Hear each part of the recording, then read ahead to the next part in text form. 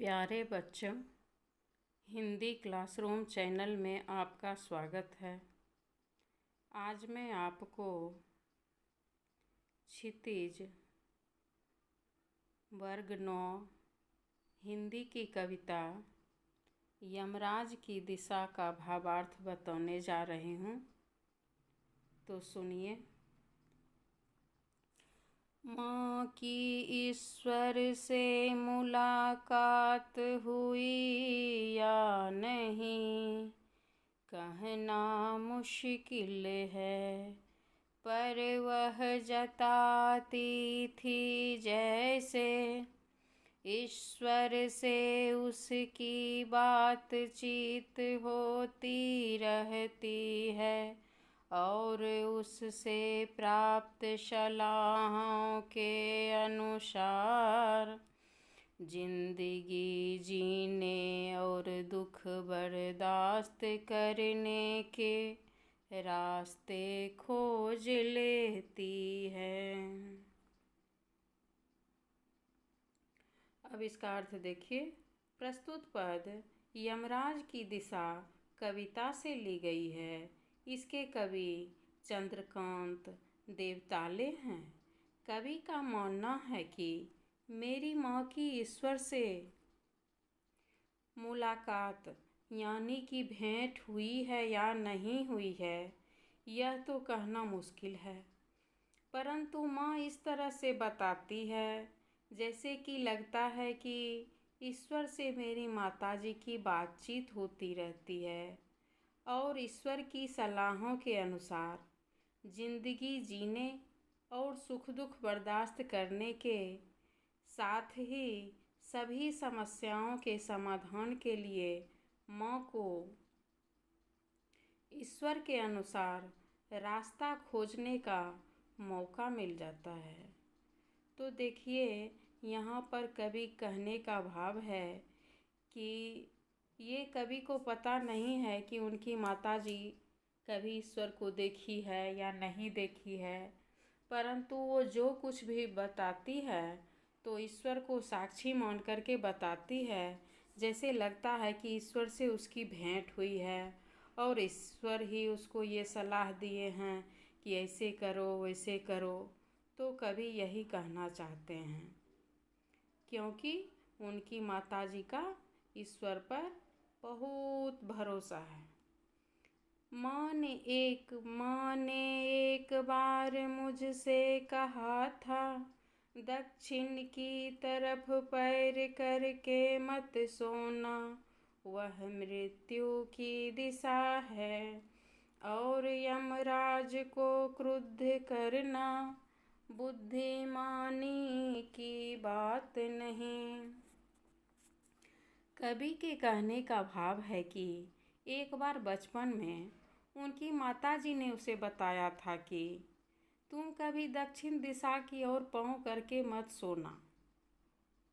कवि को उनकी माताजी ने बताई थी कि कभी दक्षिण के इधर पैर करके मत सोना। तो क्यों नहीं सोना चाहिए दक्षिण की ओर पैर करके? क्योंकि दक्षिण की दिशा जो होती है वो मृत्यु का प्रतीक है, यानी कि उस दिशा में कौन रहते हैं?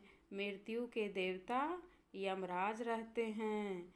दक्षिण दिशा में पाँव करके सोने वाला व्यक्ति यमराज को क्रोधित करता है। तो क्या यमराज को क्रोधित करना कोई बुद्धिमानी की बात है? कहने का भावार्थ ये है कि जो व्यक्ति दक्षिण दिशा की ओर पाँव करके सोता है तो वो क्या करता है? मानो यमराज को क्रोधित करता है। तो यमराज को क्रोध दिलाना क्या कोई बुद्धिमानी की बात है?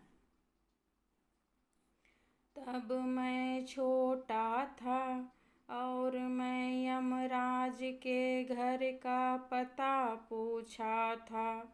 उसने बताया था, तुम जहाँ भी हो वहाँ से हमेशा दक्षिण में माँ की समझाइश के बाद दक्षिण दिशा में पैर करके मैं कभी नहीं सोया और इससे इतना फायदा जरूर हुआ, दक्षिण दिशा पहचानने में मुझे कभी मुश्किल का सामना नहीं करना पड़ा।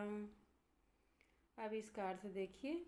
कवि के कहने का भाव है कि यह उस समय की बात है जब मैं बहुत छोटा था, बहुत प्यारा था, तो मैं यमराज के घर का पता अपनी माँ से पूछा था कि माँ बताओ यमराज का घर कहाँ है।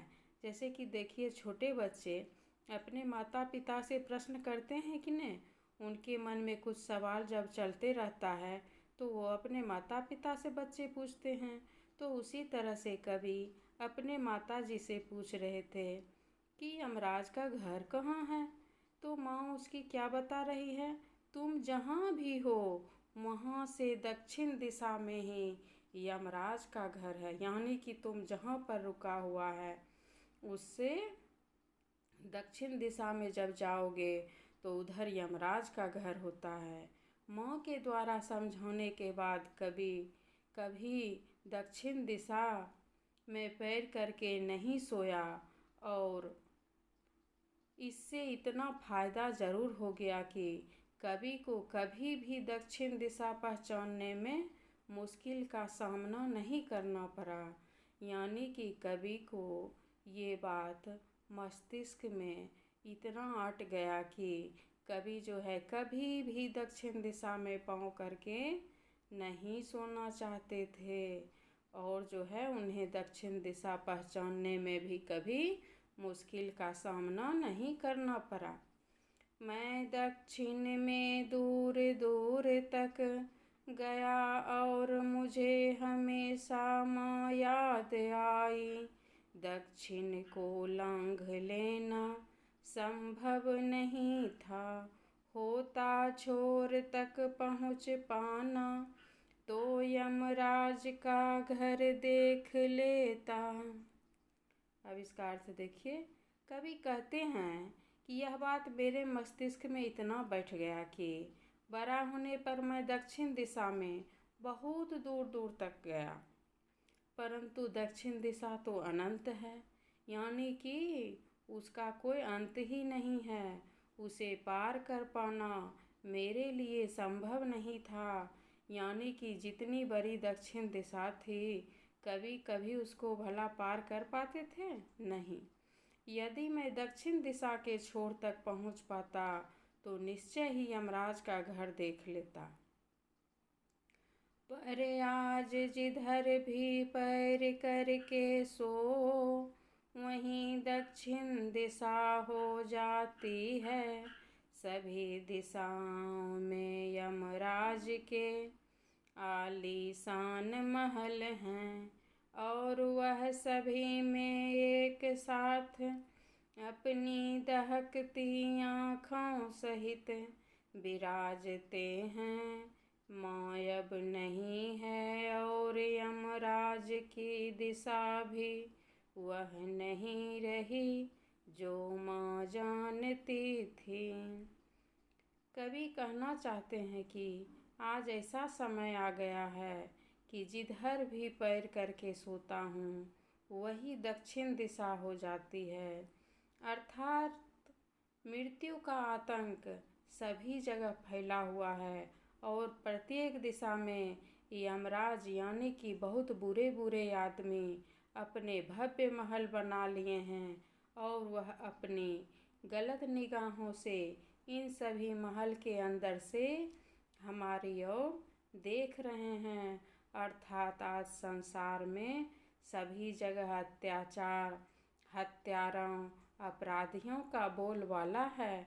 आज ना तो माँ है और ना ही वह दक्षिण दिशा जिसे माँ जानती थी। धन्यवाद। अगर आप इस चैनल पर नए हैं तो इसे लाइक करें, सब्सक्राइब करें।